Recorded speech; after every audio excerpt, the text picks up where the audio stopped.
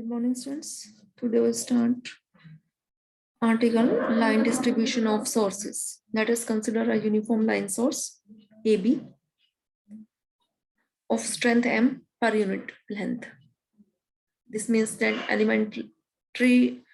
section of AB at a distance x from A and of length delta x is a point source of the strength M delta x. यहाँ इसमें हमने क्या consider किया है, line distribution consider कर रहे हैं हम यहाँ सोर्स का, एक uniform line source A B जिसकी स्ट्रेंथ एम है पर यूनिट लेंथ।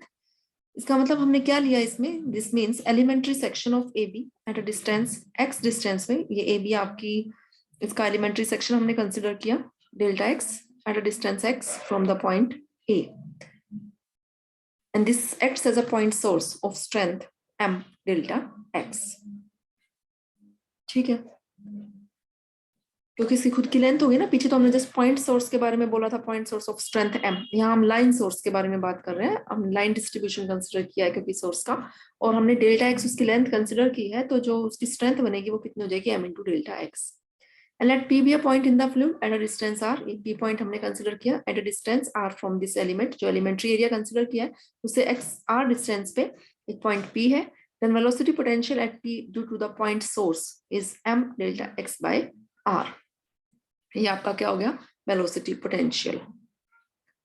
ठीक, the total velocity potential at P due to the entire line distribution के कारण जो आपका total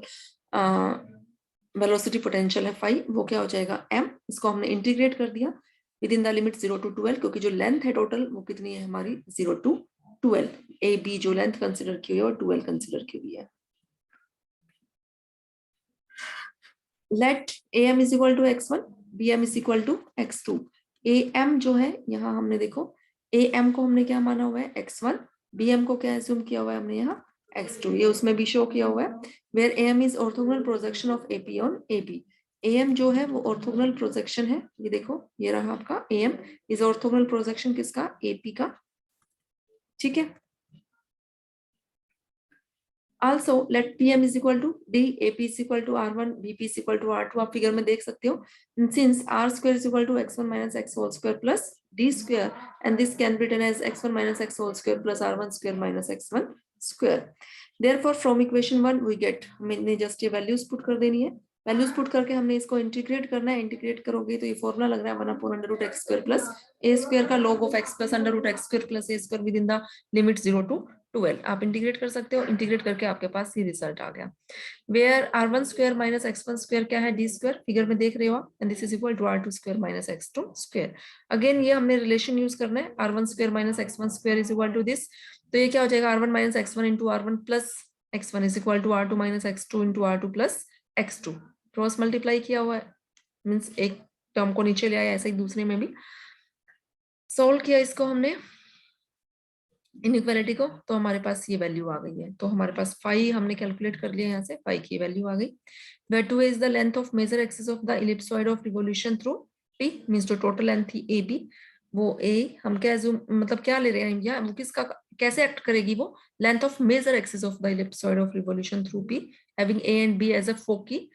since for such an ellipsoid r1 plus r2 is constant, and it follows from here that the equipotential surface की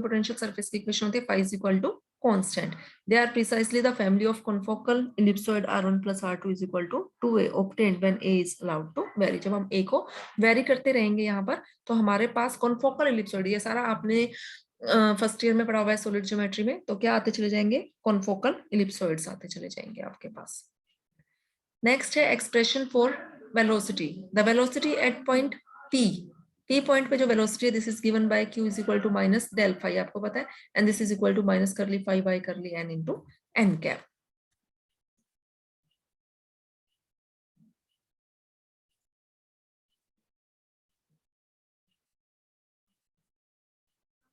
Let P be any point on the ellipsoid specified by the parameter a, and P dash the neighboring point on the ellipsoid specified by the parameter a plus delta a, where P dash is equal to delta n cap। ये देखो figure में P और P dash, P ये point consider किया, P dash उसका neighbouring point है,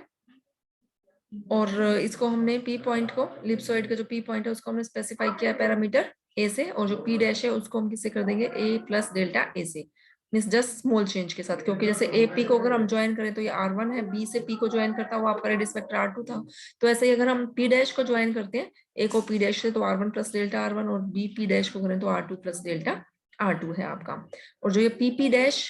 ये जो पी डैश है this is delta N N cap. Thus vector Q is equal to minus m curly n of, ये आपने फॉर्मूला लगा दिया अपना, this is equal to just values put कर ली, ये आ गया आपके पास इक्वेशन नंबर 4। आप इसको सॉल्व कर लेना, कहीं कोई प्रॉब्लम आती है तो आप पूछ लेना। The normal at P to the a surface bisect the angle 2 alpha between the focal radii AP and BP। Now R1 plus delta R1 whole square, this is equal to, बोला हमने R1 square plus delta n square, ये triangle result use किया है हमने यहाँ, ये जो triangle उनके बीच का जो एंगल हमने ये कंसिडर किया हुआ है, वहां से रिजल्ट यूज किया हुआ है, plus minus 2R1 delta n cos 180 minus alpha. Solve किया, कोस 180 माइनस अल्फा आपका क्या होता है, कोस अल्फा। ये रिजल्ट हमने कोसाइन फॉर्मूला यूज किया हुआ है ट्राइंगल का, कि cos C is equal to, कि वो एंगल जिन दो साइड्स के बीच में है, A square plus B square minus opposite side का square divided by product of these sides including that angle 2AB। वो एंगल, ये फॉर्मूला यूज करके यहाँ से हमने सी स्क्वायर निकाला है, जो ये हमने यहाँ फॉर्मूला यूज किया है ऊपर वाले ट्राइंगल के लिए।